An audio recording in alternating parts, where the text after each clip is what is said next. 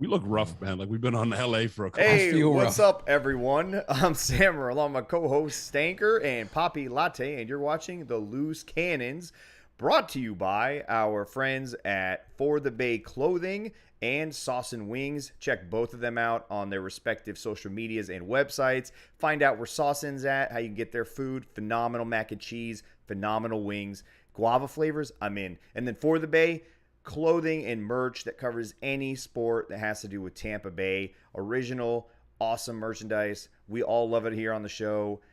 Awesome stuff. Check them out and make sure you drop the code TB4. Wait, 4 loose TB? Oh man, I fucked it all up. There's a discount code somewhere on our social media for 10% off. I fucked it all up. I still got LA brain, bro. Are you still fucking jet lag, bro? Like I never adjusted, so now I'm like really fucked up. So anyway, we're hanging out tonight with Donnie Abraham, Buccaneer legend. If you don't know who he is, Google him. I don't got time to fucking school you guys. You keep saying that, bro. Like people don't know who Donnie Abraham is. Got youngsters. People don't know who Donnie. We have a lot of Brady bedazzled people that have shown up, bro. You know what I'm saying? That don't know.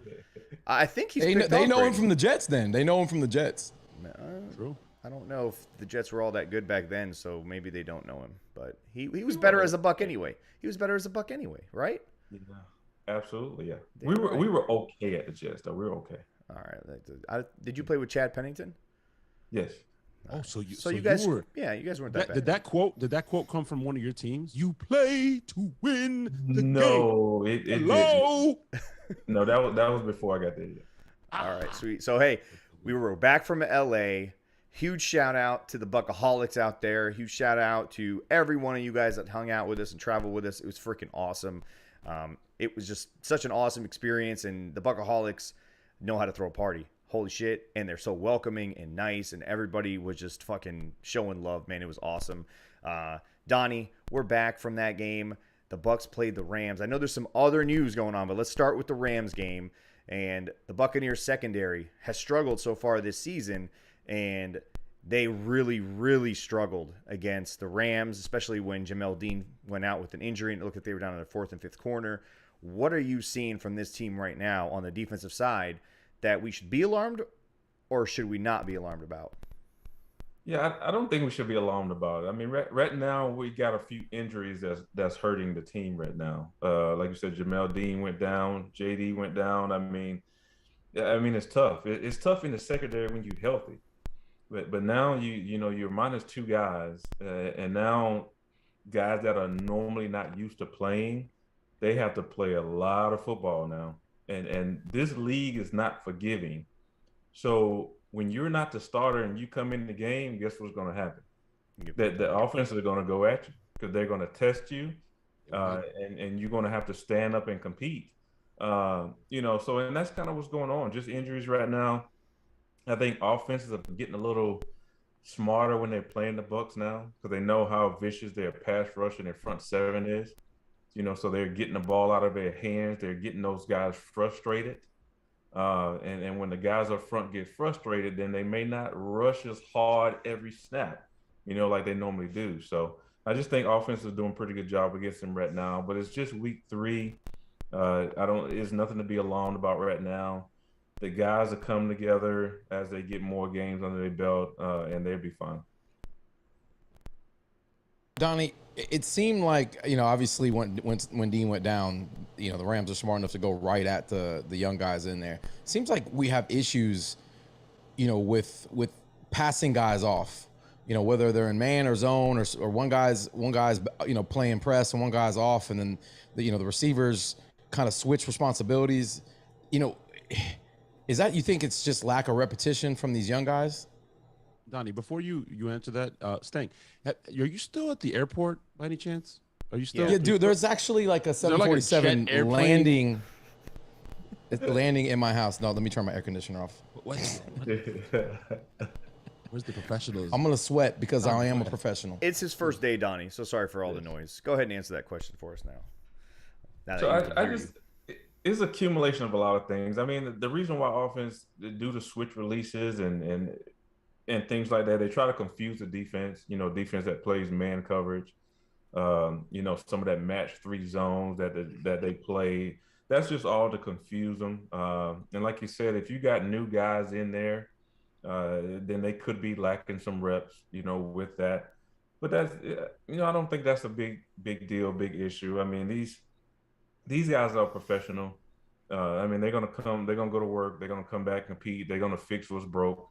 Like I said, it's week 3, and you just got to remember this is a long season, especially now since they've added a game, and we just got to get our guys healthy, where they can come back and they can get into a groove, because that's all it's about is getting into a groove, playing defense. I mean, you look at us last year, we didn't start out great last year, but winning and going into the playoffs is about the teams who are clicking at the right time and clicking on all cylinders. We got time to get to that point, So I mean, I don't think it'll be a big issue for us. They just have to compete, and the young guys who are coming in, they're just gonna have to play, because they will be attacked, via the passing game from offenses, and they're just gonna have to stand up, or they're gonna get ran out the stadium. I think we saw a lot of Rams fans talking shit. A lot of Rams fans talking shit. Donnie. After the win only. They didn't talk anything. Only after the win. They only puffed their chest after the win, which is about as soft as it could be, right? Because if you go talk shit before the game. Right. Don't just keep quiet and all of a sudden after you win. And like, what? They can't even do it that hard, because they're made of avocado and fucking vegan shit. Were you gonna say but my thing is that I don't think this is a bad thing that the Bucs lost. No, I actually, I think this will refocus them. I think this will give them a chip on their shoulder later down the road, because they're going to see the Rams again. Oh, we are. Just like they did last year. Everybody that got a piece of them early last year, they got their revenge in the playoffs, and so I think this was actually a good thing. It's funny you say that, Donnie, because I'm a stats guy. I wrote down a stat earlier today.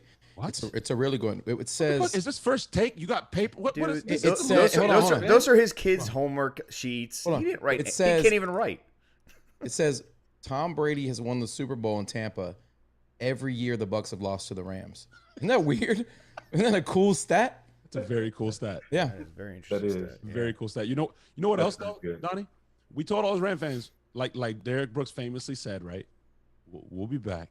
We'll be back. And when we come back at full strength, not playing with our 4th and 5th string corners, not having one of our pass rushers, JPP, and a great leader on the field, not having Antonio Brown, all of that being said, we'll be back. And listen, everybody out to the chat, the league done fucked up. Tom Brady was our leading rusher. Dual threat quarterback. I mean, the league is in trouble, bro. Clearly, he's taking a step forward. Dual threat quarterback. He's taking a step forward in that regards. I mean, we're talking about like Lamar Jackson 2.0 here. This guy can run. He can pass. How can you stop a team like that? He was ducking under sacks. It was crazy. Could you imagine him running? And all I can think of is ouch, ouch, ouch, ouch, ouch. He's he's not a young dude though. Hey, me and Sever at the game, we're both like, no, dude. When he slid, his leg kicked up too high, and I was afraid of the corner coming over the top and accidentally clipping his. Oh man, I shit myself in that stadium. He's healthy now, boys. He got that knee cleaned up, so I think he's feeling a little spry. Now, yeah, everyone in the chat, Donnie Baby, Stanker, Sammer.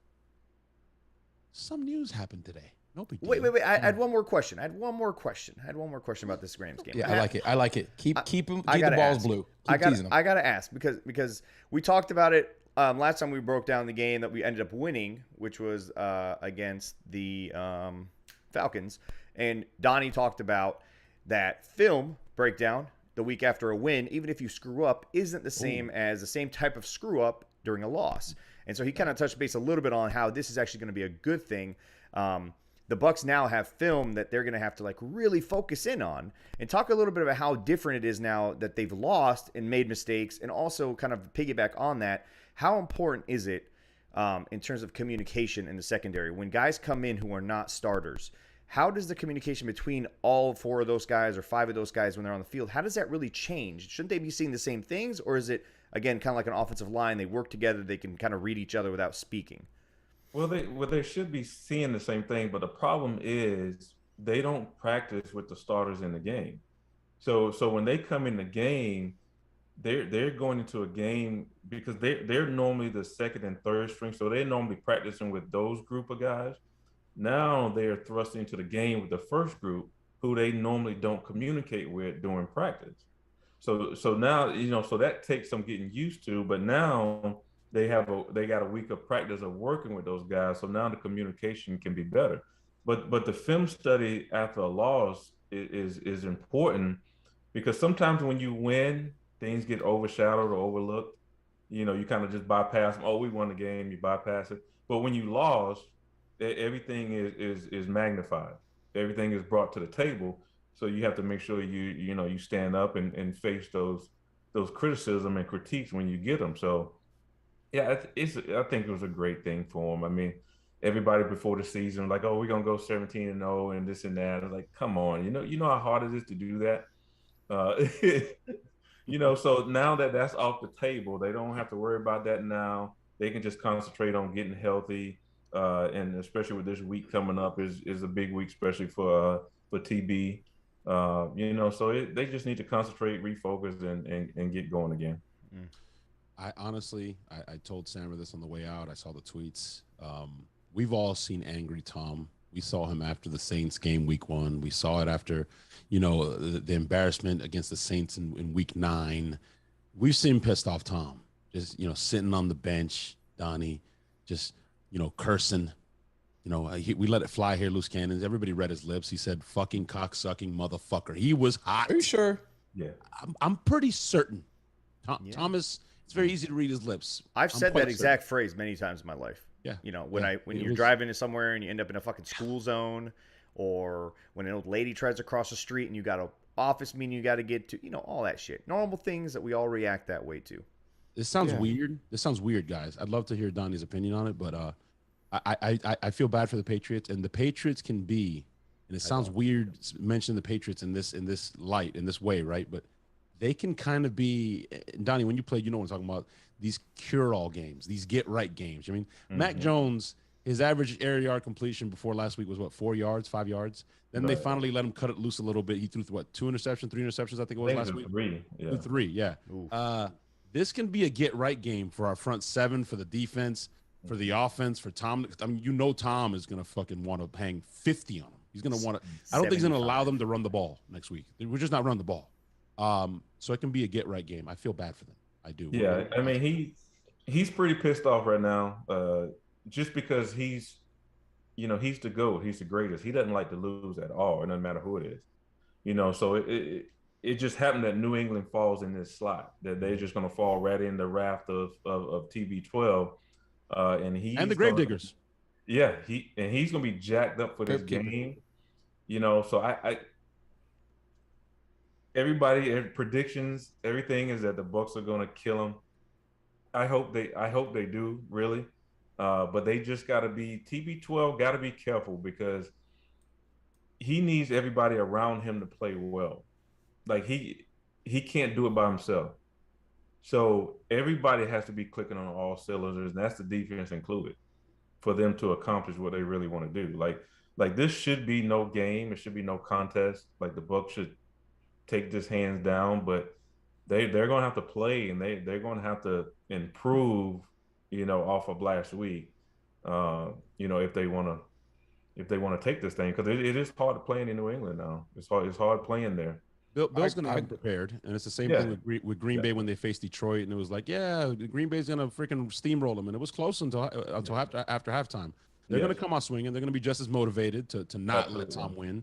And Bill he's a tactician. He's going to have, from a schematic point, he's going to have the defense ready for sure. Right. I just don't think they have enough ammunition, and it's like a dam, right? It's like pressure. Eventually, pipes burst, man. You can't hold back this offense but so long, and they just can't. I don't think they can hang. They can't hang 30, 40. That's if we play sound football. That's if we're not beating ourselves with penalties, not dropping interceptions, not doing dumb shit. Okay, you guys, everybody's confident like we're gonna roll fucking New England. I don't see it that way at all. Right. Nobody knows Tom Brady better than Bill Belichick. Bill Belichick's gonna have a game plan in place. He's probably been game planning. No, let me finish. He's probably been game planning since the offseason for this fucking game.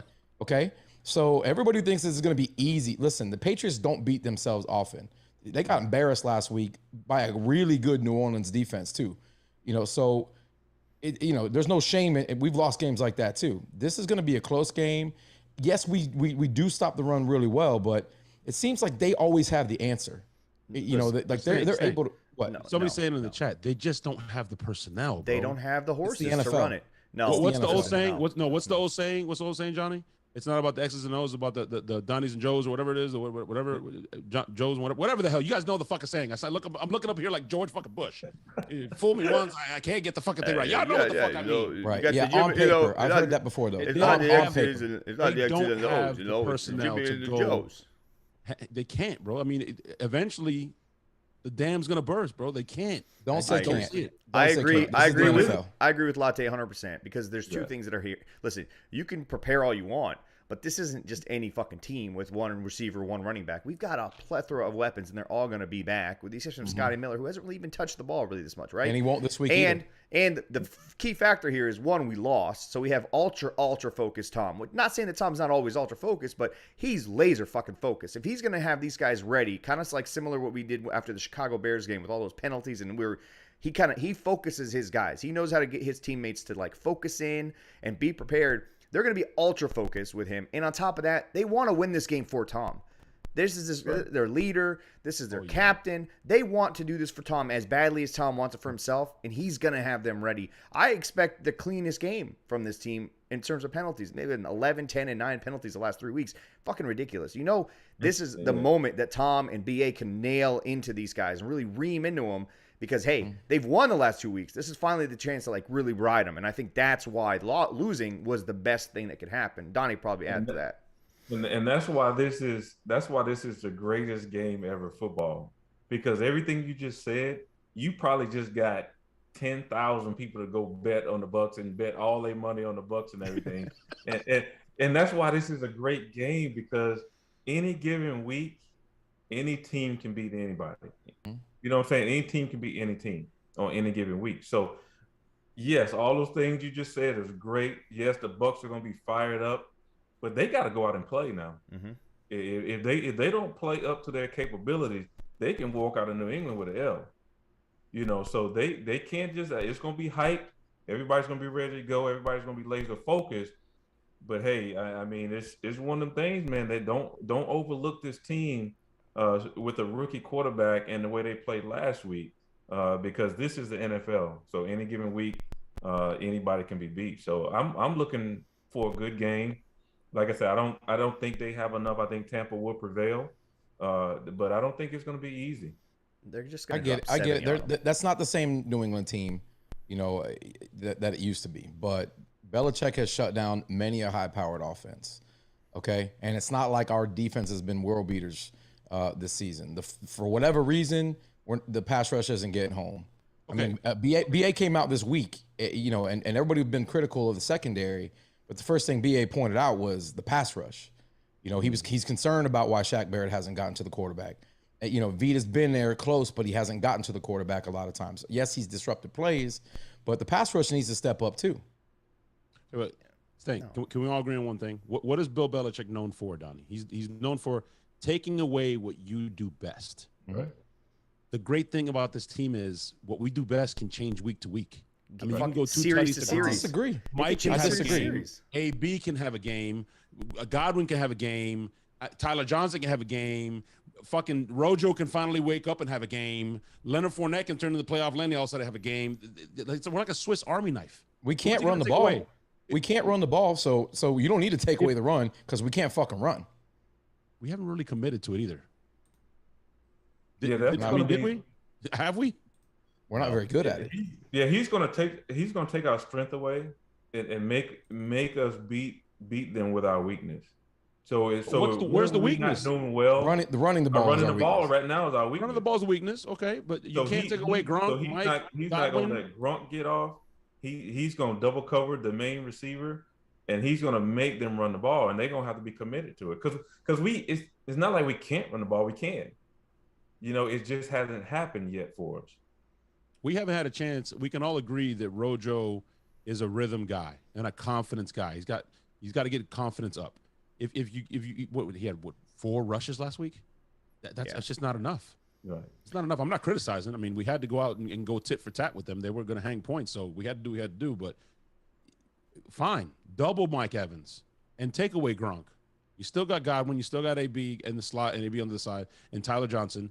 And we can still run it down. If we commit to it, we can run the ball if we want to. But here's the thing, though. In the NFL, you don't need to commit to the run. You just need to make sure that when you run the ball, you are effective at running the ball. You don't even need to run the ball effectively to run play action passing. Nope. I mean, that doesn't even matter. Linebackers are going to bite because that's what linebackers are trained to do. So the Bucs just need to take better.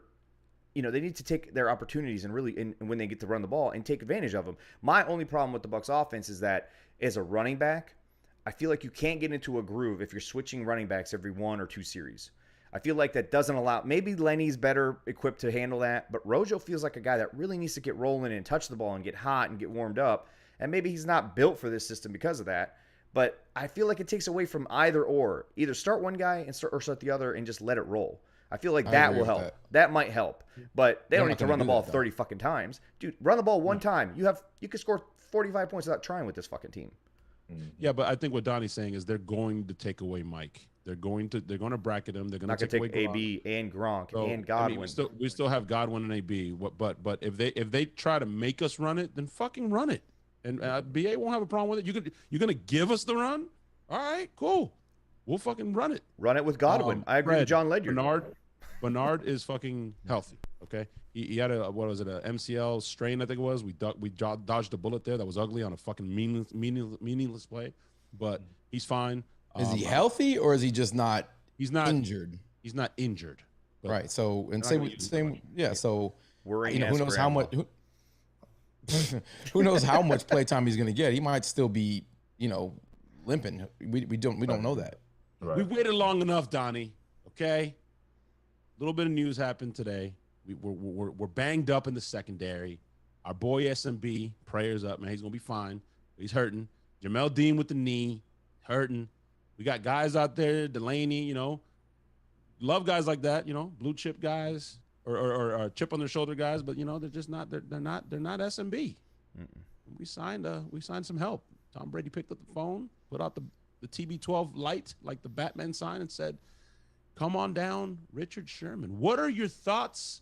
And Donnie, before you do, I'd love to ask you because a little birdie told me, according to my sources, we have sources. According to my sources, I can neither confirm or deny that the plan is to use him in a way kind of like Dick LeBeau-esque type stuff. CD's playing man on one side. Sherman's a dog. He can come up and tackle, play zone on the other side. SMB, when he comes back, is playing zone. You're fucking blitzing Devin White and fucking Levante up the middle. It's just havoc. What are your thoughts on that? Because I don't know how that system works. You're a film junkie. I don't know what's going on. Well, the first thing I want to say, I don't know if y'all heard BA in his press conference, but he actually praised the young corners that came into the game. Delaney and Cockrell. He said Delaney was the best corner in the game. He actually said they played well. Yeah. So it's going to be interesting to see because Richard Sherman, we all know what he's done in the past. We all know he's a Pro Bowl corner in the past. We don't know where he's at right now. We don't know where he's at mentally. And we don't know where he's at physically. Okay? So it'll be interesting to see how they work him in. Do they allow the young guys to gain more experience? Or do they get him in there right away? Do they get Sherman in right away? That's going to be interesting to see. Now Sherman, he's a savvy veteran. Okay? So he can fit pretty good in this system. The system it ties some match man zones with playing man-to-man, a lot of press coverage, which is one of his strengths as well because he's long, he likes to be physical. So he can fit into this defense pretty well. But I'm interested to see how fast they work him in, because it's one of the things where you bring a veteran up, off the streets. What's going to happen to the young guys? Are they going to lose their confidence? Are they going to be like, man, we were working, we thought we did good. Let us try to battle it out and get experience. So you may need us later down the line. or they're going to put Sherman in there and have him ready to go when SMB comes back, and now you got 3 top corners that's in there. So it'll be interesting to see. I mean, it's one of the things you can flip a coin, because I can't get inside of Richard Sherman's head. You know, I don't know where he's at. All I know is he's known for being able to make plays. He's shown that throughout his career. But all I know is it's hard to play the corner position in the National Football League, and he's been out. When was it 2 years ago that he tore his Achilles? So 2 years ago he tore his Achilles. Last year he played 5 games, and in 5 games he had 18 tackles and 1 interception. So he was playing good last year. Right. So it's kind of one of the things. I mean, it's hard to get back in there now. Well, you know, when it's full speed and those guys are running. So, but I think he also affects it, Donnie, from two things. I agree with you. The young guys may get discouraged, but the flip side of that, and somebody said in the chat, he already came in, and Jordan Whitehead was talking about it. You know, according to sources, he's also like JPP of the secondary, right? The attitude, the experience, the swag, the not accepting mediocrity, the IQ, the intelligence, the IQ. Exactly. He already went in today, day one. He just signed this morning. He was already on the field. Jordan Whitehead said, giving us hints and coaching up the secondary. So it's the first time they've had a guy like Carlton Davis has never had a vet.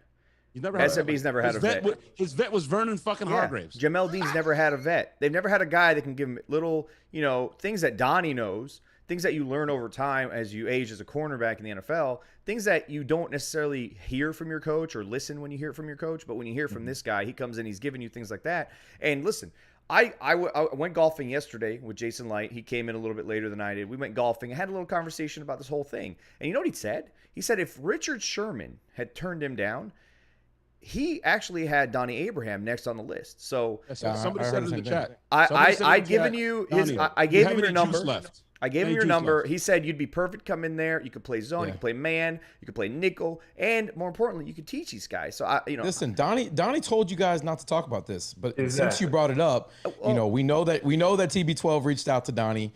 That's all, you know, we'll just leave it at that. He's already getting his last meal in with Mom's house before, you know, because he's about to go avocado ice cream, bro. That's why he's at Mom's house right now, because Tom was over earlier, you know?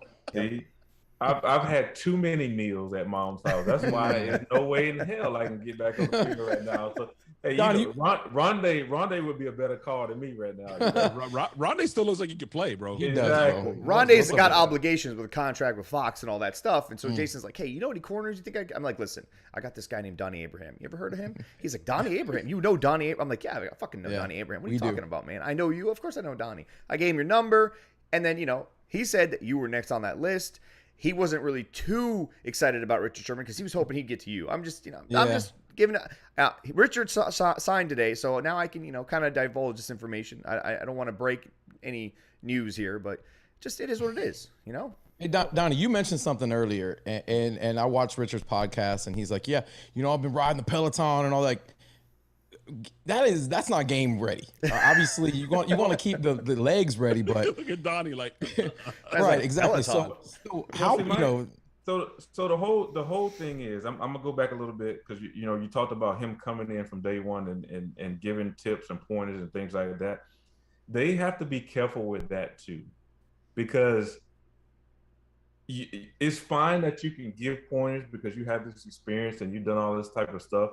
But you have to understand the guys that you're giving the pointers to. If they're not willing to receive that right now, then that can become an issue. You know what I'm saying? Like some of those guys, like Carlton Davis, might be like, man, you know, I don't need no pointers. Like, I've been working on this game. I've been out here balling. I've been doing this. I may not need any pointers. So you just have to be careful. You know, to me, it's like, day one is a little too early. Get to know the guys first. You know, get to know them first. Get to know, you know, what makes them click. Look at them actually play in practice. Then once you see them and evaluate them, then you may be able to give them pointers. But some guys, and I don't know the personality of the guys. I'm just talking. I don't know the personality of the guys, but that they have to be careful with that too, because if they're not ready to receive the help and the pointers, then that can become an issue.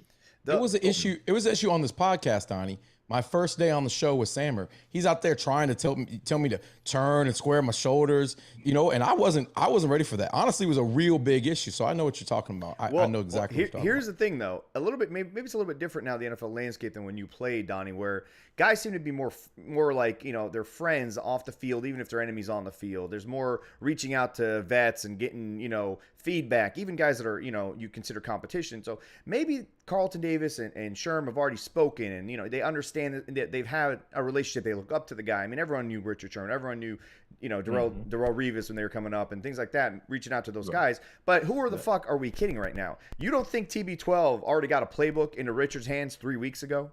2 weeks ago? You don't think he's already been talking to Carlton Davis and SMB and Jamel Dean behind the scenes? He's fucking been ready, man. This whole thing of, he's got a lot of stuff to learn, that's some hogwash, man. This motherfucker's playing. I know it. Right. Yeah, he's gonna get his opportunity quickly. Now, hopefully he's ready for that, and hopefully the Peloton has got him ready, and all the workout he's been doing. Hopefully that's got him ready. Like, look, I'm for Richard Sherman. I want him to succeed. I'm not saying anything bad about him. I agree. I want them to succeed. Like, I love all defensive backs because I know how difficult it is to play the position. So I want them all to succeed. So I just hope they got the right formula. I hope he's mentally in the right space, and I hope he's physically ready to play, because this game does not take it easy on anybody, no matter who you are. Donnie, was there a time where you got out on the field and you knew your legs just couldn't do it anymore? I mean, I know he's not that old, but the injuries wear, the time off wears, so, did you get out there one day and be like, man, I just don't have it anymore? Well, I mean, it's days that you're never 100%. And there's some days as a corner, you're like, man, like today I'm on it. Like, ain't nobody shaking me today. Like, my feet ready, everything's good, my hamstring feel good. And then there's some days you're like, man, I hope they don't run any deep balls on the day, because I don't know if my hamstring gonna hold up. So it is days like that. Like, you're never gonna feel 100% from the time you step into the league. Like, when you played high school ball, that's the best you've ever gonna feel. Because once you get through college, you're instead of starting at 100, you might be starting at 90 or 85%. So when you get in the league, there's always going to be some type of issue. You just got to push through it and fight through it. So, it's been some days you're like, man, I'm not going to make this. But as you get older, it's more mental than anything. Because I think, for some of those guys, mentally you check out before you do physically. And so it goes both ways. Like, some mentally check out before physically, and then some injury-wise, they just can't go anymore. So it does go both ways. So we just don't know what position he's in right now. I mean, he could feel great physically, but then mentally he's not right. Or he could feel great mentally, but physically he won't be able to do the things he did before. Or he could just feel great, both mental and physical, and go out there and be a Pro Bowl corner. So that's what's great about sports. That's what's great about sports, because we get to witness that. We get to witness that pretty quickly. Like, this week coming, he's probably going to play. Donnie, we know what's going to happen. We've seen this Netflix series before. Like Stank and Sammer said, he's had a playbook in his hand 3 weeks ago. You don't think Tom's had him on TB12? Yeah, he's been injecting avocado. He's been injecting avocado into his Achilles, into his hamstrings last 3 weeks. But have you ever had avocado syringe? Have you ever had avocado stabbed in you? From the youth. Yeah, it's amazing. It changes. It changes. Great. Yeah. But I tell you what, there's a difference. He could be on all the TB12 he wants, but there's a difference of you dropping back 3 steps and just throwing it versus you got to change direction and chase the fastest guy on the field. AB now. AB's on TB12. And like you said, he's got to pick and choose. But hey, fuck TB12. AB and Tom are on Alex Guerrero.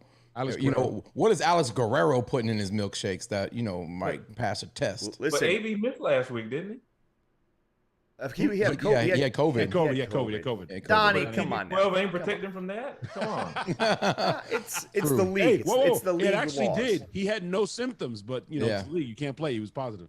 Yep. Yeah, no Listen, symptoms, though. He I'm was on fine. TB12. I've been taking my avocado injections, and in LA, I was able to go down a flight of 4,000 stairs and then go back up the same flight of 4,000 stairs and then back You down the same almost flight of died. 4,000. You almost died, bro. Before the avocado, I would have died. 100% I would have died. Bro. That ain't what you were saying before we got on air. Bro. Talking about how LA just wore you out. I mean, They wear him out. Man, I'm done, listen, bro. it's I'm full done. of I'm shit. It's so full of tired. trash. Speaking of LA, listen, we usually do a saucing. You got sauced, play of the game. I can't remember a play that honestly I would give that to. I don't want to be fucking rude and shit. I want to be Debbie Downer. I know it's week 3. I'm not worried about the loss, but I really don't remember a play that's worthy of you got sauced. Brought to you by Sauce and Wings. I'm gonna go with one. I'm gonna go with the sauced one. When 100,000 people, whatever that fucking that badass beautiful stadium, because it was badass. Oh God, it was beautiful. Fuck the Rams, but that's a badass. Donnie, you get a chance to go to that stadium, bro. You go. Stadium. You that go. was nice. Oh, Unbelievable. I'm gonna go with the play that all 100,000 people in there knew, and I called from my seat, and I looked at Sammer right in his eyes. We connected, and I said, "I mean, this is a Brady sneak. Everybody knows that. Everybody knows the Brady sneak is coming. Like, it's the most unstoppable play in sports. Mm-hmm. You need to get one. He's gonna get you one, Donnie, guaranteed. I don't think. I'd love to see a statistic. JC's in the room. JC, how many times has he been stopped? I don't think he's ever been stopped on a quarterback sneak to pick up a first down or a touchdown from the 1 yard. It's just never. It's just. You got sauced. He would score it. He would score it against the fridge. That's how good he is at quarterback sneaks from the 1. Unstoppable. He's practicing it against Vita Vea, so it's pretty much the same thing. Yeah. I don't think he'll score versus Vita Vea, though. I don't know. I don't know. Yeah. Because Vita Vea had that center back 5 yards in his lap. He wouldn't be able to go nowhere. That's like Thor versus Hulk. I mean, who really wins at the end of the day, right? You can't tell. Vita is different. A message to the fucking league. Can we stop holding Vita Vea? Whoosh, dude. Everybody wants to talk about the front seven and the pressure. Can we please stop holding Vita Vea? I mean, the guy's getting fucking mugged, and he's still getting in the quarterback's face. Jesus. Well, question to you is, what do you want those guys to do? Because they can't block him. Well, throw the fucking flag. They got to hold. Donnie, it's the same thing with DBs, right? You hold until they call it, right? Sherman was famous for that with the Seahawks. They would fucking hold because they're like, hey, the ref can't throw it on every damn play. Exactly. But can we get one? The Rams had 0 penalties. Yeah. The Saints do it. The Saints do it every damn game. Like, come on, the guy's getting mugged. I haven't seen one holding call against Vita. Yeah, Not one. That's a big dude, man. Goodness. It's insane. Listen, my son's in the waiting room. Bring him in. He's the voice of reason. He wants to get some shit off his chest. I was gonna talk about that voodoo that Sam and SoCal was running with us the whole time we were in LA, man. Voodoo. Hey, Jonas Steckler in the chat says he's gonna wear earplugs next time he's on the elevator with Sammer. This man in his clap in the elevator literally almost blew my eardrums out. I've had tinnitus for like 4 days because of that shit. Yeah, I wasn't there, thank God. It was bad. All I remember is the picture of Sam literally in the fetal position in the corner, like, please just stop. No. Listen, man. We finally got to meet Sam in SoCal, right? Like big deal for Sam. He's cool. I've taken him under my wing. He's kind of like my stepson now. We adopted him. Yeah, we've adopted him. I know he says he's 23. I'm pretty sure he's only 20. And we 23? He looks like he's 17. Yeah, he's like 12.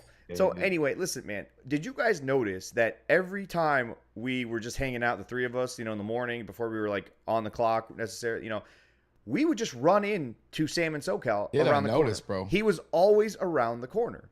I don't know if this is an LA thing, a SoCal thing, but he was constantly like behind us, in front of, just waiting for us. It was fucking weird. So I've come down. I've figured out this guy was stalking us the entire trip with voodoo. There was a point where I questioned whether or not he was real because he just kept popping up. I'm like, I think Sam and SoCal SoCal was a figment of the three of our imagination. We got so high that we just kept seeing Sam and SoCal. Oh, it was like the Sixth Sense. Like we thought he was alive. He was just dead the entire time. Oh, bro, he's like a ghost. So maybe y'all jinxed us then. It could be. Don't be saying that. Everybody I talked to said that the reason we lost is because of me. Yeah, so maybe. So what happened? So remember, it's a business trip. What happened to the business trip? Y'all had too much fun and party. That's what it was. I'm sorry, I didn't laugh one time the entire trip, Donnie. I was business only. We took care of business. So we were going there to handle business. We took it. Sam and SoCal, call in the show. Let the people know how much fun you had with us. Gerald, if you're in there, I mean, we had a blast. Our I know guests, y'all had a guests blast, had a and I blast. saw Sap. Did Sap show? I saw Sap show up too. Yeah. Right? He showed up. Alcoholics, He yeah. showed up. He Yeah, said yeah. 3 words, and he stuffed his face and left. So he basically said, "Go Oh, fuck that- yourselves." that was Sammer and Sap did not have a run-in, thankfully. I was trying to Listen, get through. I was trying to get through his big. The Rams game had a lot of danger. That was the first hurdle that because I if I wasn't sure if Sammer and Sap locked eyes, what might have happened out there. Thankfully, they never did. I happened to tweet out, just a little bit of shit talk to some Rams fans. Next thing you know, 175 of them want my head. They tracked our hotel down. One of these motherfuckers found me in the stadium. So yeah, it was a hell of an experience. Dude, you know why we lost? Let me tell you, Donnie.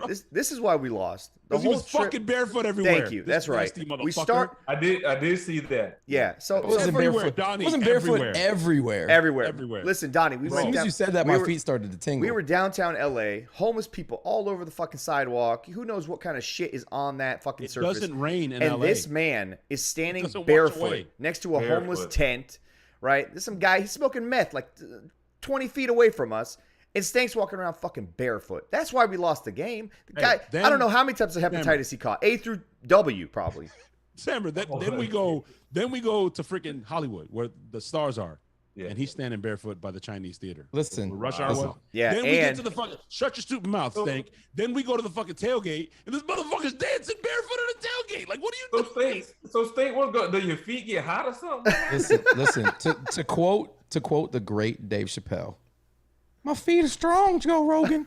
Okay, State got the hot feet. That's what I got hot feet, bro. You know what? He wasn't I even was a wearing bear- good slides. He was wearing shower shoes, man. My feet. As a child, I didn't really wear shoes. Had a ringworm probably 10, 12 times. Used to climb trees. Was just a dirty child. You know what I mean? Like The white didn't really Mowgli. take The white didn't Mowgli. take baths until my mom was like, "When's the last time you took a bath?" And I'm like, "Whenever." I was a filthy kid. So being barefoot in the streets, it's nothing for me. You know what I mean? You're a Have filthy fucking No. adult. It's not just streets. It's not like you were fucking barefoot in fucking Ybor. It was LA. Bro, Listen. this motherfucker walked around like it was a Polk County 7-Eleven the entire fucking trip. All right, 7-Eleven footing everywhere. If it wasn't for Christian's wife, I would have been barefoot in the subway too. But she's like, "You are not taking your shoes off if in we the had subway." told your wife twice, maybe she heard it once. If we'd have told her how many times you actually did it, you I have would yet be to sleep living. in You'd be living in one of those tents right now. I've in yet LA. to sleep in my bed. My wife's like, "I saw what you did. You're not sleeping in this bed." Wow. I've got a lot of making up to And, do. and on Syphilis. top of Syphilis. that, Syphilis. when we took the Hollywood tour with our guests, Christian and I are in one bus with a number of people, and then Stank is in charge of the rest of our guests in another bus ahead of us by like 10 minutes. This motherfucker is in charge of our guests. Like, we're chaperoning. You got to make sure they get home alive. One owes of the our San guests SoCal. needs to pee so bad he jumps out the window, and Stank's like okay with it, and I'm like, I hey, encouraged it. he actually. encouraged it, all right? So we had to He go. jumped out the window. He jumped out the jumped out window the of window. a van. Jumped out the window, Donnie. in of the Beverly van. Hills, Donnie. In Beverly Hills. At a light, and then we get a phone call from Stank. Hey man, the bus just left Sam. He's just in the middle of Beverly Hills. So we're like, what?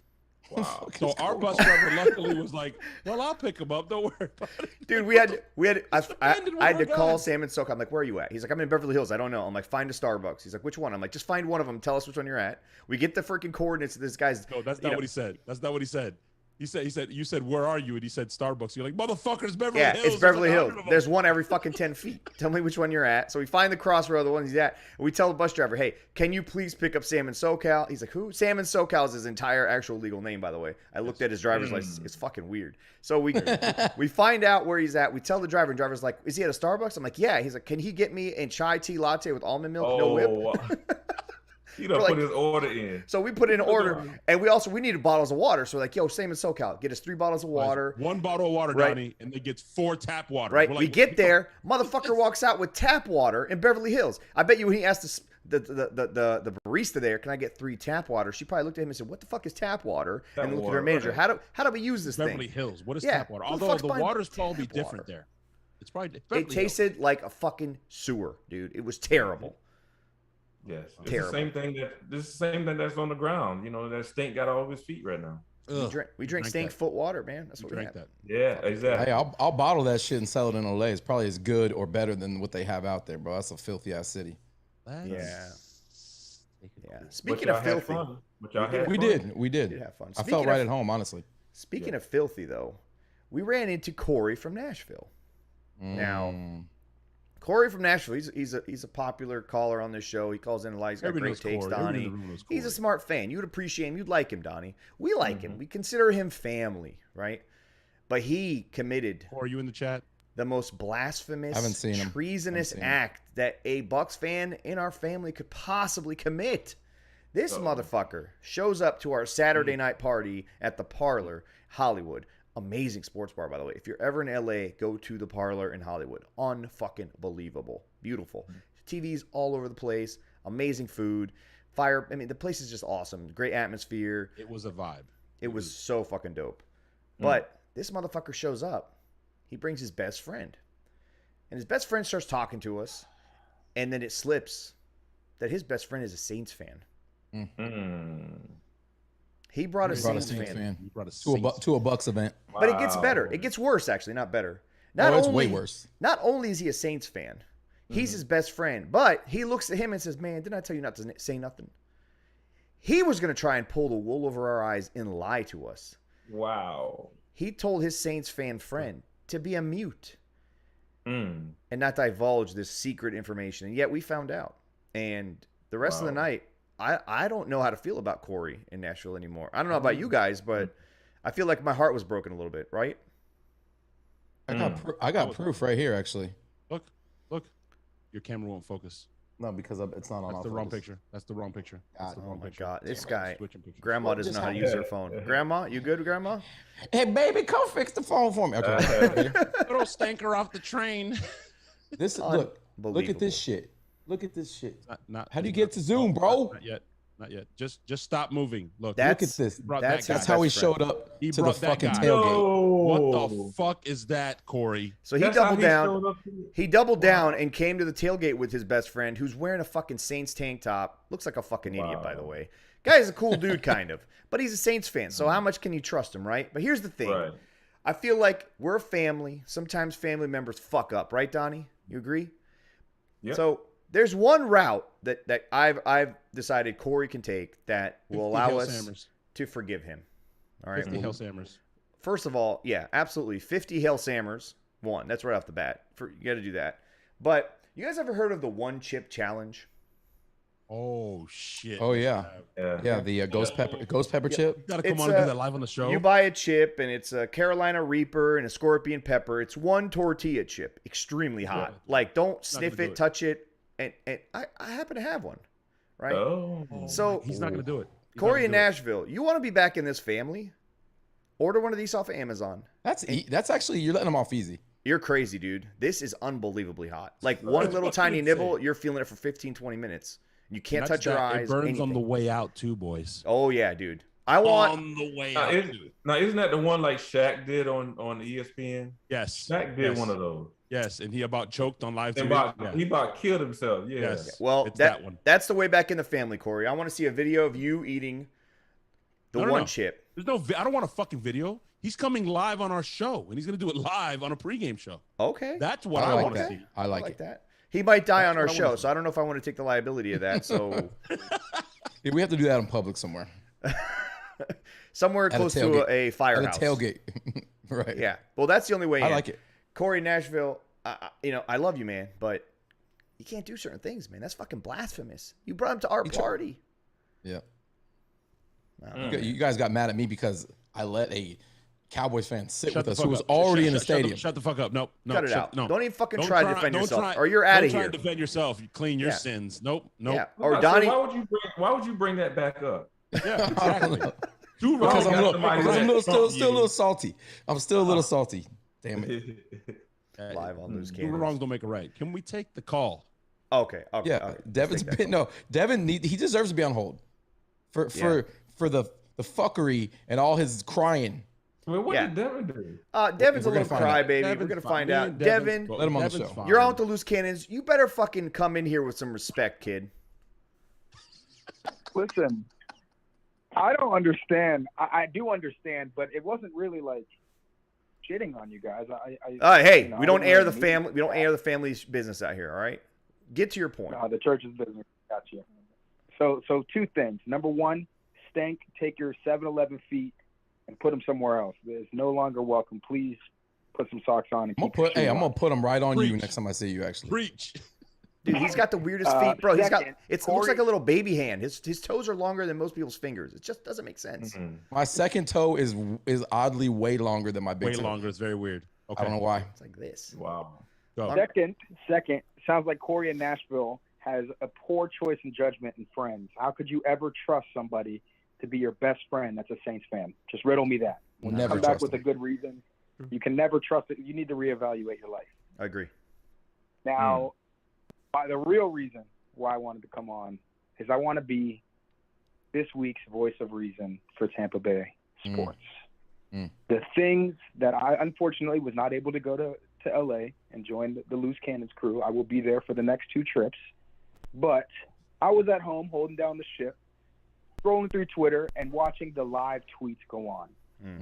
Bucs Twitter, this is why I always preach we can never have nice things. The things that I was seeing online were blasphemy. Blasphemy. I saw We somebody lost say cut one Brady. game to arguably What? happened? I saw somebody say cut Brady. I was like, what the fuck? Like, Bucs fans just different. He threw for Hey, 400 It's yards. ridiculous. Like- we lost one game to one of the arguably the best team in the NFC, the biggest challenge to us, by 10 points.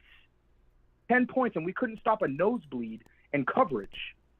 We had so many mistakes. We killed ourselves. How can people – I can't fathom this. How can people be so negative? It's our first loss in like 8 months. That's Relax. why. 10 That's games. why. 10 That's games. why, bro. You got to realize we spoiled now. all of us became spoiled little bitches. I But felt you know I, what? it, We weren't before that. I know. We've been through so much pain bro. and, Power and trip. You're power- agony, power and we're tripping. still here. No, I don't know about Yeah. you, man, but I've been talking shit for like 13 years. Win or lose, I don't give a fuck. I've been expecting to win every week. this was a new feeling for me. I've never ever had the ability to talk shit like that as a Bucs fan. So I let it go to my head. I'm not sorry. I'm not sorry though. I'm not at all. I let it go into mine too. But honestly, it feels weird. Maybe I'll get fucking pummeled here, but I didn't feel that bad after the loss. I was just like, oh, Me okay. neither, dude. Me neither. Me It was neither. weird. Me Like, I neither. used to take losses like really, really bad, and with Dude, even I'm sitting in even my recently. living room watching the game, and my girlfriend, she's used to me raging, screaming, doing everything. rage Not at the whole all. time. It was a weird feeling. I was like, yep, it's fine. It's fine. It's just one game. Yeah. And she's like looking at me like sideways, like it's like I'm not okay. We walked out of the And I'm like, stadium. I we walked out of the feel- stadium after a loss, and I didn't knock a baby out of anyone's hand. It was fine. Like, it was no big deal. I was literally smiling. Like, the Rams fans acted way more fucking retarded, bro. Like, Stank literally had like 4 dudes that were about 4'5" tall. Like, fuck you, bro. Let's fucking fight. Let's Yeah, go, bro. bro. Like, You know, this now guy we got was Rams fans, tweaking. bro. I'm looking at him, Donnie, and I'm like, you won. Like, He's- what? he What was are you mad tweaking. about? Exactly. What are you mad about, bro? You Wow. won. And he tried to prove a point that now you don't think we have Rams fans, huh? Bitch, we're in the stadium. Of course there's Right. Rams In your fans stadium. here. Mm. Hey, don't feel bad because you're still like Evan, you done? LA's 4th favorite football team. Don't feel bad. I want to publicly apologize if my tweet was taken the wrong way. It wasn't. It was supposed to be funny. It might have It's been a not- bad joke, bad choice of time. I always support the Loose Cannons and everything you do. I will be there. Y'all better be there too. You are a loose cannon, bro. You don't talk to us like you're not one. right. And that wasn't really apology. Well, That's Now- I got, now like, he's I'm in. sorry if you. That was like I'm sorry if you feel But that no, way. now That's he's a not loose an cannon. apology. Now he's a loose cannon again. It's fine. Okay. All right. Hey Donnie, I don't know if you know this or not, but Devin, the guy who's on the phone, he's one of your peers. He played corner, very high level. Devin, tell him. Oh shit! I accidentally muted him. Hello. You muted him. I didn't mean You to. muted him. I didn't mean Muted to. him? Unmute yourself, Devin. My bad. He muted himself. Unmute yourself, Devin. It's over. Dump him. That's it. Dump. Get him out of here. God. Get Great- him out of here. Great call, but you're out. Phenomenal call. Wait, Why? Listen, I want to. Devin. He's back. There he is. There Devin, he is. end the Go call. ahead, Let's Devin. go. I got 5 people waiting. Go. why? What do you mean why? I said end the All call. I gotta That's say- why. Oh, okay. Well, go Bucks. Hey, no, Devin. That was so sad. Devin, I just want to publicly say one more time for the crowd out there, and I know y'all are watching. You sick sons of bitches. I know you're watching. I just want to publicly say one more time. I'm not Florida businessman, and it was not my idea to come up with the billboard. I listen. Don't put a target on me. I'm the nice loose cannon. Okay. So when me and Devin go to New Orleans, Bitch, please. don't target on me. We're going to They love me. No. We are going down Family Bourbon stick together. Street. You take that shit and you ride with it. Yeah, We bro. are You going have to down back Bourbon the family. Street on the back We are of my slow. elephants. What do you mean? We need to come in with the more energy, and we need to say, yeah, we are the people. Bro, what do you mean? we're bringing We the need to take a Prince trip Ali. down to that dealership No. Donnie, and go Donnie, see what's- that guy what's- with Devin, the bad Devin, hair. Devin, Donnie, it's going to what's be your just opinion? like when Prince Ali came to Agrabah with all the elephants and the fucking shenanigans and the dancers and the streets were on fucking fire. Right down Bourbon Street. Absolutely. Just Yes. Donnie, elephants, camels. What's your advice on protection? Should we have security with us? Should I bring my guys? Listen, my college Yes. roommate You should. is a New Orleans police officer, and he's a Bucs fan. We will be well protected. Oh, They think they got us. We'll be protected. Oh, okay. Perfect. This is I'll perfect. I'll bring my normal guys too. So we'll have 3 guys Because protecting us. We'll be fine. Devin, it's been all fun and games. I'm gonna share it publicly. It's been all fun and games until some Ram fans were like, "We know where the fucking hotel they're staying. Let's fucking go." I was like, "Whoa, y'all need to relax." That's why. Listen, that's why I had you guys all stay on a floor, and I was on a totally different level than all you guys. All right. You know, they keep the president away from everybody else. I had to be protected. I was in a bunker. See, what you guys don't realize is I was playing 4D chess from the beginning. I kind of saw this might happen. So you know, like the dirty dude in the prison that nobody wants to fuck with because they're just so disgusting. That was my. Nobody wants to touch me because as soon as I show them my feet, they're like, "Oh, dude, what the fuck?" Donnie's gone. Donnie, we're going down the deep end, bro. Welcome to Loose Cannons. Yeah. Y'all taking it way out there now. Like, woo. All right, Devin, great call. Be better. Yeah, he didn't even have a question for Donnie. How fucking rude. Hang up on this guy. Fucking rude. Yeah, he's gone. He's out. I got rid of him. Fuck him. Next caller. Next caller. Listen, you know who the next caller might be? Listen, we're going to go to Corey. We're going to go Corey to Nashville. Here we go. Wants to try to defend himself in his blasphemous act. I hope he's been watching. There's no fucking defense. Before you No, even there's not. fucking unmute yourself, there's no fucking defense for what you did. Come on. You're on. Come on, man. Come on, What's going on? Corey. What's up? What's up, Corey? What's up, man? Hey, man. How you guys doing? It was so great to see you guys. Yeah. Whoa! Don't try that shit. Don't try that shit. All by myself. You know, all by myself. And you guys looked out for me and everything. He's like, I don't know who that guy was that was following me around. Listen, until you do what I That's said really for cool. forgiveness, you are not Corey from Nashville. You're just Corey. Corey the Saints fan. Corey the Saints fan. Corey, did you hear about your Yeah, no, punishment, no, Corey? I told him not to speak. That's He's worse, supposed to bro. be- He's supposed to be my mute best friend. That's how he's supposed to be. Did you see the punishment, Corey? And then he wanted to take us to the game on Sunday. Did you hear about your punishment, though, Corey? That's what I want to know. No, I didn't.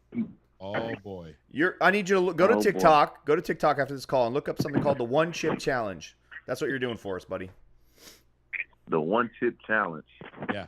It's the chip. Describe the chip to him, Sammer. Nah, it's not a big deal. It's just it's a little tortilla.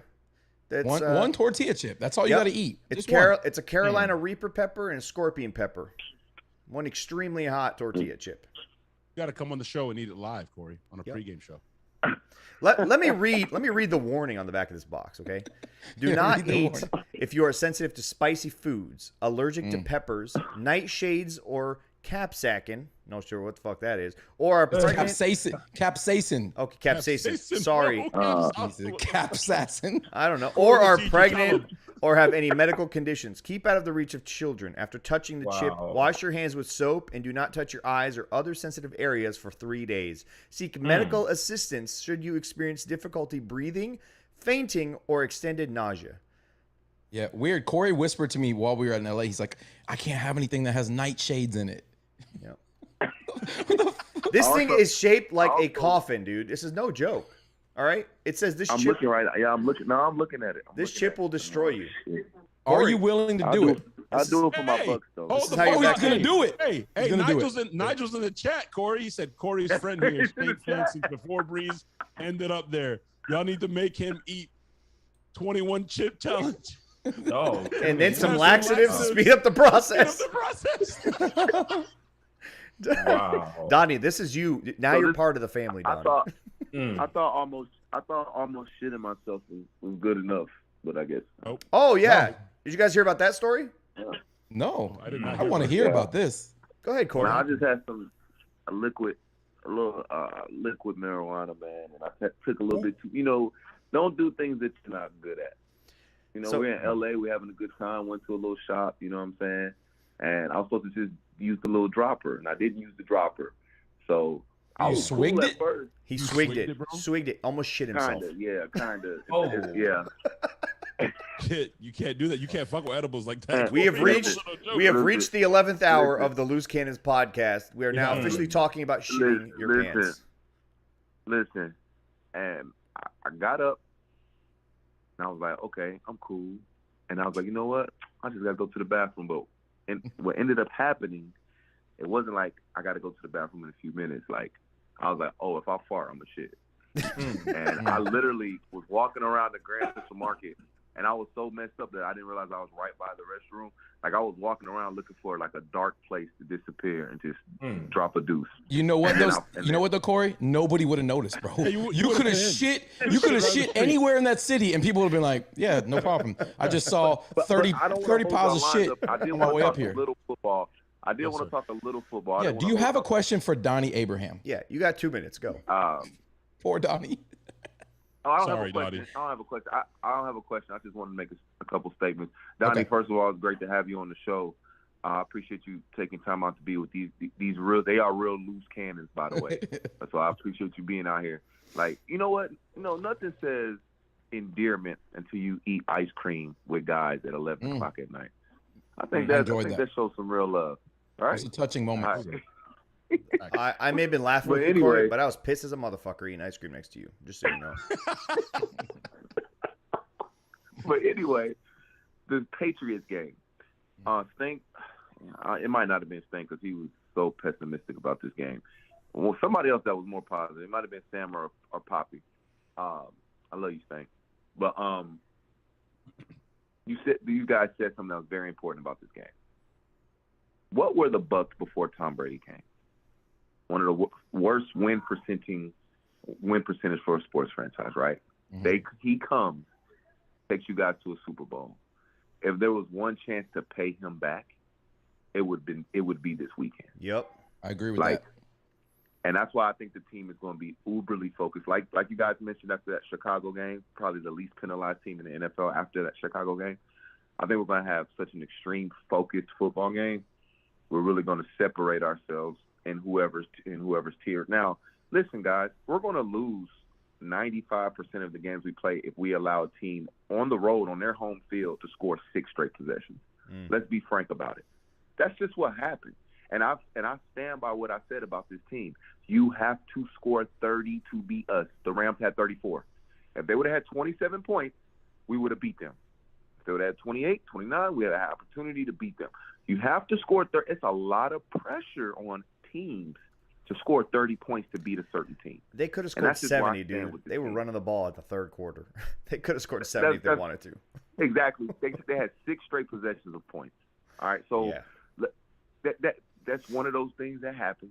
There are pros, and we weren't as focused as we needed to be, and we were missing some pieces, but that's no excuses. No excuse. We had chances to make plays. We had a fumble that we didn't fall on, and Dean, for some reason, wanted to jump when the ball was falling in his hand. I mean, those are things. Gronk dropped the pass that was 0-0 game. These are things that would have changed that game. 2 passes.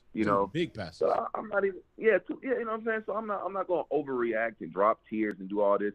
But this weekend, if there was a chance for us, like the Mike Evans, the Levante Davids, the Sues, all the guys that have been on the JPPs, he may not play, but that's okay. But the AB's career was gone. He wasn't going to play no more. If it was an opportunity, that man let him sleep on his couch when he came to Tampa just to get him on the team and did all this vouching. If there was an opportunity to thank Tom Brady, it's Sunday night. And don't be surprised if we just win that game as a better team. Not because Tom Brady goes off, but because Mike Evans is sharp, because Gronk is sharp, because Godwin is steady Godwin, which we need to hurry up and pay him. I don't want him to touch free agency. I just think as a team, this is how we pay him back. And we're going to do it. I agree we're the better team, but that doesn't always mean you win in the NFL. You know, Donnie made that point earlier. You know, it's about execution. It's about making the plays when they're there. It's about staying focused. You don't think that's not going to be like the fucking Super Bowl? It's going to be trying to stay focused. They're going to be so emotional, you know, and Brady might even get emotional in that game because it's going to be that type of environment. And that can fuck up anybody's game. So that's all I'm saying. I'm not trying to be pessimistic. People are like, oh, we're going to roll them because the Saints rolled them last week.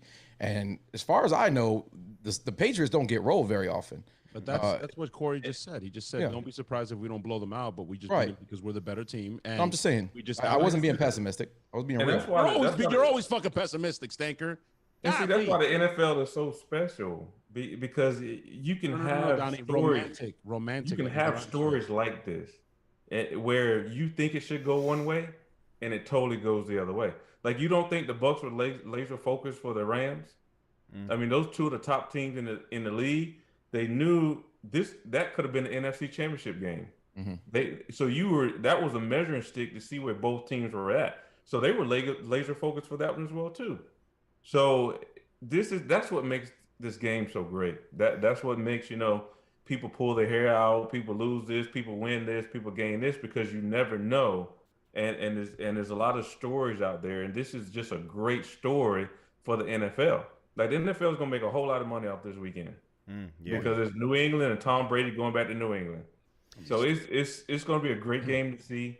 You know, we all want the Bucs to come out on top. And they'll be ready. They'll be ready for this. But I tell you what, New England is going to be ready as well. Donnie, have you ever had a game in your career where you were kind of in the same position where you were coming to play your former team or against former teammates, former coaches, anything like that, where you can kind of see the parallel to what is happening with Tom? Games. Yeah, some sort of revenge game. Has that ever happened to you in your career? I don't remember if we played you when you were a Jet after you left the Bucs. We did. The only time that happened, it happened in the preseason. So I don't know if y'all remember when the Bucs went to Tokyo to play. Oh, I do remember that. I do. So I was actually on the Jets. That was the year I got, you know, the year before I got sent to the Jets, or got released and then went to the Jets. In the preseason game, we actually played the Bucs in Tokyo. You know, so that's and you know, it was a preseason game, but that's the only thing I got to kind of this type of situation. But yeah, you want to do good, because it's almost one of them things you want to do good to show the team, like, you shouldn't have let me go. You know, so you want to do good, but I mean, it's just one of those things. The guys are professional. It's gonna be a good game. I tell you what, everybody's gonna watch this game, and it's gonna be fun. Rich McKay cut you, Donnie? Yes. Wow. So were you staring up at the press box, or was he already out of Tampa at that point? So get this. So you know how everybody have the stories about when they got released and stuff. You know, when they found out. You know, they're saying Belichick didn't talk to Tom, or they talked on the phone, or whatever it is. Well, I found out at Disney World. So I was in Orlando, and I found out from the ticker on the bottom. You know, the stuff scrolled through ESPN. They really don't call, like, that's fucked up. That's how I found out I was released from Tampa. Did your agent or anybody like tell you, hey, this might happen, or that was just No, my agent was pissed, and it's crazy because my agent had a relationship with McKay and stuff, and he didn't even call my agent and let him know. I found out on the bottom of the ticket. I'm sitting there having lunch with my wife in Disney World Orlando, and I found out on the bottom ticker that I was released. So they dumped you. They did the equivalent of an email dump, where you just dump a chick via email and just go about your rest of your day. After the way they let Dungy go, like that was, I knew they just didn't have the. I don't know. I don't get it. Brooks, they cut Brooks with like 9 other players. Like, see you later. Like, no big deal. Listen, I've done it to Stank. I put it on the ESPN ticker when I don't want him to come on the show, and he just has to find out that way. I just don't let him in the Zoom call. He's like, what's the code, guys? I can't get in. One day I'm just gonna be like, where's my call? Why are they live? Listen, we've been on here for over an hour. We've got 4 more calls. I'm gonna let all 4 of these calls come in. You guys, 30 seconds or less. Yeah, not 30, fucking around. 45 seconds. Get your points in. Ask a question of Donnie. 30. Okay, 30 seconds. We want to get through these so Donnie can enjoy the rest of his night. I know his mom's got some pie waiting for him because I can smell it. All right. So we're going to go to 760. You're on with the Loose Cannons. What's up? 30 seconds. Go. You already know who the fuck this is. Sam and SoCal. I'm here to clear my damn name. Sam and SoCal. The Ghost. You got 10 Sam the Ghost. You got 10 seconds, Ghost. Ghost. Hey, Donnie, baby, don't listen to him, all right? I tried to get away from these dudes for like fucking 4 times during the trip, and somehow they kept finding me. I even jumped off a fucking Hollywood tour bus. You motherfucker. I took you under my goddamn wing. I treated you like a fucking son. So they done flipped it. Instead of you following them, they were following you, huh? Yeah, man, they even recognize my smell, they said. They know what my cologne That's smells true, like. by the way. Yeah, that's actually true. He wears such a got off the distinct elevator, cologne. and I got off the elevator to my floor, Donnie, and I literally tweeted, I was like, I smell Sam and SoCal. Oh, wow. He had a unique cologne. Smells like I don't know if SOS that's a in good here. or bad thing. You know that, Yeah, we all know man. those dudes that bathe in it. He like bathes in the cologne. It smells good, but It's, you I got think, a lot it, going on. I think it's Curve. It's that TJ Oh, Maxx this brand, man. that Curve. He's wearing Curve. No, that curve. Shout out to Oh, TJ Maxx. all like, Sam, the real question is, did you have a good time? yeah, I had a good time. But the voodoo of the trip, I think, that happened was 2 things. We talked shit about Deshaun Jackson while we saw him. Remember, Papi Latte, we were talking about like the go routes. Yeah. And then I think Stank feet touching the damn disgustingness of LA is what fucked us over, I think. I'm sorry, Yeah. Uncle Stank, but I think it happened. I think that's what happened. But Sam, It's possible. I have good news for you. I was so distraught and so jet lagged that I said, I'm not sending this out because I don't want to deal with the bullshit. But Stank, you can relate. I called Sam and I said, hey, I have a golden tweet for you. Send it. Yes. Said, this seems eerily familiar to when we got deuces in our face. Yup. And we said, we'll be back. And then Sam tweeted it out. It fucking got like 300 likes. I'm like, you motherfucker. Listen, but we all thought How did you do it. that? We all thought it. My tweet. During it happened, when it happened in the game, I fucking thought the exact same thing. I was like, all right, dance and fucking go in horizontally to the fucking end zone, DJ. It's Yeah, fine. we'll see. got In you. order, yeah, but in order for that to happen, Deshaun Jackson has to stay healthy. Yeah. We all know that that's impossible. He's only got 2 more games left in him. So listen, this is what's going to happen. He's going to go on IR eventually. Him and Scotty Miller will come off of IR when we face him in the playoffs. Okay. And Scotty Miller is going to, do the backwards, dance. I like it. I like it. How about a pick 6 from CD running into the end zone the same way and looking right at Djax, Ooh. chasing after like him? it. I like that one way better. Sam and SoCal. It was fucking awesome hanging out with you in LA, bro. We'll see you on one of the next trips, man. And we're going to do this shit home games next year. Sure. Remember, Yes, I can't sir. confirm or deny, but there's going to be some packages for home games. We got Next caller. We got three more callers. We got 678. You're on with the Loose Cannons. What's up? 30 seconds to go. 30 seconds. What's up? This is Smitty. What's going on? Uncle Smitty! Pastor Smitty in the house. LA? Give us a What's up, sermon. y'all? What's a sermon? What's up? What's a sermon, Smitty? Yeah, give us a sermon real quick. We need one. Real quick. I'm going to do real quick. I know y'all got to go home. What's up, Donnie? going Man, on? some of the day fans relax, man. It's one game, man. Brady got to look like we'll be back. And we just signed Sherman, give him time to get acclimated with the group and knowing all the plays. He's a veteran. He's going to make it do what it do. Fans, relax. I'm OG, been since 76. Ain't nothing to worry about. Brady got to look. He said, we'll be back. We just got to revamp some things and get things. Y'all just settle down. Some of y'all new fans, I know y'all want there every day. We want to win every game, but every game going to go our way. Everybody, we got the X on our back. They coming for our heads. So y'all just relax. We got Tom. We got the crew. We got Brother BA. He going to make it do what it do, baby. Make it do what it do, what it do. We going to be okay. I ain't going to take all your time, boy. By the time y'all come to the ATL, we going to shut it down here. We going to party. We going to do all that. I'm going to try to make it down there, man. And, man, fans, freaking relax, man. It's one game. Y'all like we got knocked out the playoffs or something. We ain't had all our tools with us, man. We ain't have all our people. I ain't make no excuses. I knew we was going to lose because LA had the momentum going. They had the fans going. We were kind of not into the game. The coach he won the other side. The coach he won the Super Bowl. He was excited for his young team. Deshaun Jackson got his thing, whatever. But I ain't going to stay all the time with y'all. But y'all know what it is. We're going to be okay. It's going to be all right. It's going to be all right, man. It's going to be all right. All right. Did you guys hear T-Rex behind him? I think he called us from Jurassic Park. I heard a T-Rex in the background towards the end of that call. He definitely has something going on back there. I think he was actually he was riding in a T-Rex. Oh, wow. Cool. Thank you, Pastor Smitty. Pastor Smitty with some knowledge. All right, we'll go 310. You're on with the Loose Cannons. What's up? Hey, what's up? This is Brett from LA. What's up, Brett in LA? Uh-oh. Is this my stalker? Is this Brett? What's up? Is this my stalker from LA?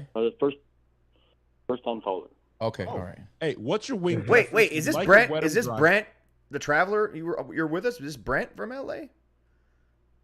No, Okay. Traveler. different- I don't know what you're talking about. Okay, never mind. We had a Okay, Brent Johnson okay, hanging out with Brent, us the entire Brent, weekend. My bad. Here's the fucking format. Give me your wing preference: wet or dry rub. No, and yeah. you dip them in blue cheese or shit.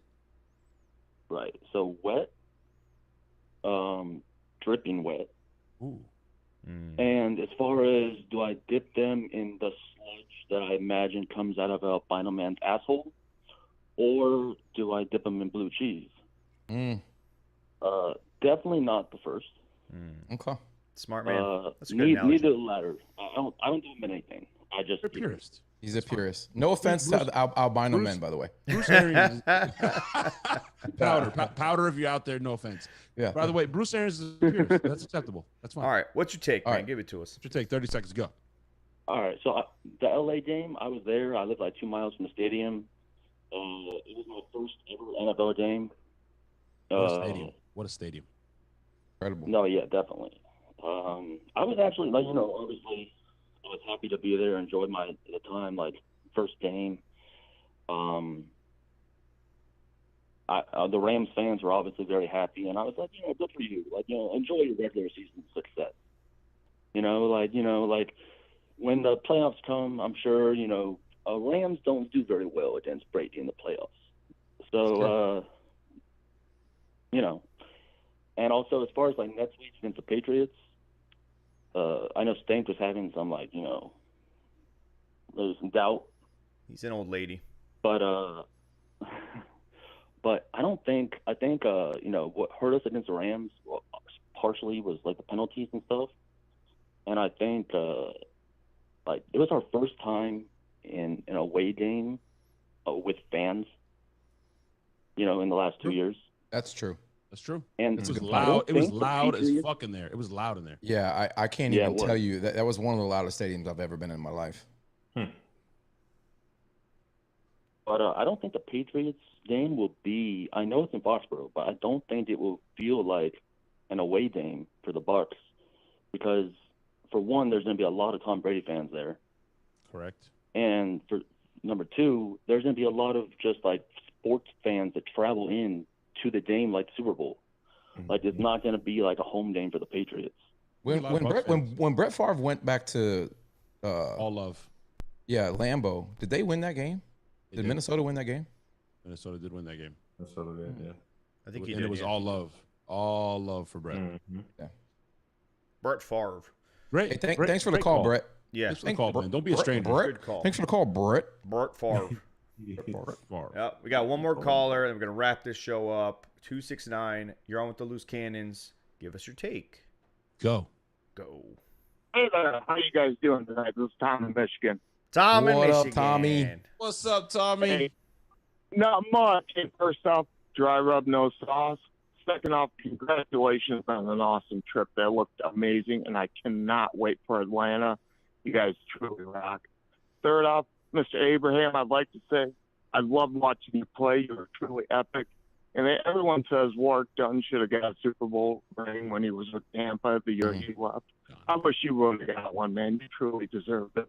Appreciate from that. The second half, 100% agree. From the second half of 1996 all the way up to the Super Bowl, I consider that the golden years of the Buccaneers. I mean, we're in a second golden age right now, but you were truly part of it, and thank you, sir. Appreciate and I just like give a shout. Yeah, my pleasure. And second off, let's get this straight, all right? It's a loss, guys. Chill. I lived through the 80s when Ray Perkins was a coach, and we'd go 2-14. It was expected. I'd rather be peaking in week 13 than week 3.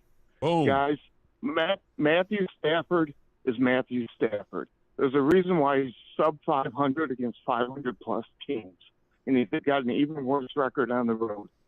They are not going undefeated against the NFC West in that division. All roads to the Super Bowl do not go through SoFi. They go through Ray J, because our record is much, much better than the Rams. And when they come here, you know how Matthew Stafford's going to get to the Super Bowl? Is when Tom Brady's using his locker, and after he wins Super Bowl 56, he's going to sign it and say, Tom Brady, number 8. There you go, Mr. Stanford.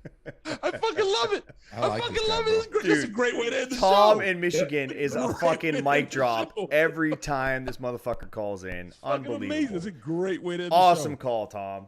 Awesome. Hey, by the way, Donnie, before we wrap up, I have to echo his sentiment. I don't think I got a chance to tell you that, any of the times you've been on the show.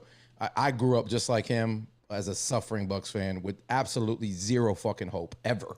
Ever. What are you looking at? Ever getting clowned constantly. Hey, what are you looking at? Look at the lens. Look at the camera. Look at him. All right, I'm gonna look into Donnie's eyes. Donnie. You're always looking off to the side, bro. Donnie, I appreciate what you and the boys did for Bucs fans because, I mean, there was nothing to be excited about. Which it's ironic that Bucs fans are all like draft experts because we always suck. Like I always only look forward to the draft, man. So what you guys did gave us hope, and I'm obviously an addict to this team, man. So for a lot of people out there feel the way he did, I'm one of those people, man. Yeah, appreciate it. Much love, dude. Back there in '96, when they brought Coach Dungy in, he was probably the perfect guy for to get the program stabilized and turned around. I don't know if y'all heard the story of his interview with the Bucs. They was like they said it was one of the worst interviews of a head coach, period. Coach Dungy even said when he left that interview, he was like, "There's no way I'm getting this job." So for what made them give him the job, I guess they just got a good feeling of the type of man he was and what the Bucs needed at that time, because he turned out to be the perfect guy for the franchise at that time. So it was a great time in '96 when I got there. It started off kind of slow, but then we got it turned around. Coach Dungy led the steady ship, and he didn't waver for nothing. He had his beliefs, and we stood by those beliefs until things got turned around. And when we had that thing rolling, man, it was fun. I mean, we played a hell of defensive ball, man. We just needed a little bit of help from our offense, and when we got it, we were pretty special. And now they're going through the second phase of that now with Brady there. And now you add a potent offense to the defense that we have here, and man, it's just the sky's the limit for Tampa Bay sports right now. I mean, all we need is an NBA team now. We'd be ready to go. We would be. We would. And for the Rays owner to sell the team and for them to move to Tampa. And move to Tampa. That's the only baseball I'll ever talk on here again. I apologize, actually. It should be the Tampa Bay Pharaohs. What do you guys think of that? It has a special ring to it, right? We need to get them into Tampa, absolutely. I agree. Absolutely. By the way, my last point I'm closing the book on the Rams. Great movie. I love to quote movies. I felt like this was a little bit of quicksand. We all know Joe Falco from The Replacements. He described quicksand. You make one mistake, and then another mistake, and another mistake, and then before you know, you're just like, what the fuck? I can't get out of this. They just kept getting. Corey mentioned it, and I thought about it. The Gronk drops, the dropped interception. It's just we kept tripping over. The Rams didn't really. Don't forget about that crazy fumble, backwards fumble call that screwed us out of points. Right, and then the Rams came back in the second half and got the double dip. They scored at the end of the second quarter and at the beginning of the third, and boom, they're up 20. It was quicksand, man. And then apparently they can do offensive pass interference, pick plays, but we can't. That's neither there nor here, whatever. Yeah, great show. See you guys next week, or see you guys for the pregame show. Deuces. Wait. Thanks for having me again, guys. Before we end it, one last point here. Richard Sherman, I didn't know that you had me blocked on Twitter, sir. Okay. I didn't know. I even realize I tweeted at you. I was extremely shocked that you had me blocked. And then some people somehow went through my history and found a certain tweet that I had sent to you during a moment in which I was very upset. I was not thinking straight. I was not thinking clearly. I gave you some choice words that I want to publicly apologize. I need you to unblock me. So everybody out there, let's start the hashtag #FreeSammer. Tell Richard Sherman to unblock the Godfather, please. Bro, you don't need the hashtag. Just call Jace. I know. Make it happen. Listen, I'm not that kind of friend. I don't do that. We can't be leaning on Jace for all. I don't want to do that, right? He already pulled Yeah. you know, I already good got the thumb out of your info. own ass for your mistake with Yeah. freaking Shaq Barrett. And I already broke the news that he was in contact with Donnie Abraham as the actual corner that they wanted to sign. But, you know, so just, you know, out there, Richard Sherman, I know you're watching because, you know, it's kind of a requirement in all the Buccaneers contracts now. So, you know, just unblock me, dog. Just unblock me. We're cool. I promise. You know, I'll make you some wings. I don't know. I'll give you a ride on the elephant. Something, whatever, man. Just, you know, unblock me. Everyone out there, help me get unblocked by Richard Sherman, please. Thank you so much. Yeah, I've never actually. We'll also help you with your podcast setup because it's not good. It is not. We will help you, bro. We got you. We got you. But thank you to all our sponsors for the Bay. Thank you to Saucin. Everybody, go check out their food. They got great food, guys. For the Bay, they got great fucking gear. And let's end this with some deuces, baby. Again, double deuces. Double deuces. Thank you again, Donnie. Love you, man. Appreciate it having me. Appreciate you, Donnie. Have a good night, guys. Good night.